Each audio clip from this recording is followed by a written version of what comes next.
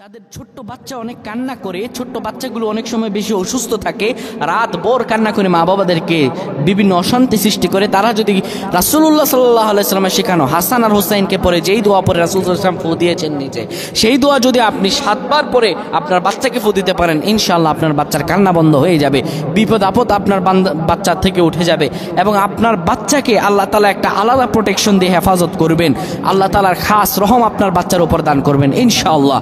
এটি ফজিলতপূর্ণ আমল। বিশ্বনবী সাল্লাল্লাহু আলাইহি ওয়াসাল্লাম তার নাতি নাতনিদের হাসান আর হুসাইনকে এই দোয়া পরে ফু দিতেন। দোয়াটি হলো আউযু বিকালিমাতিল্লাহি তাম্মা মিন কুল্লি শাইতানি ওয়া হাম্মা ওয়া মিন কুল্লি আইনিন লাম্মা।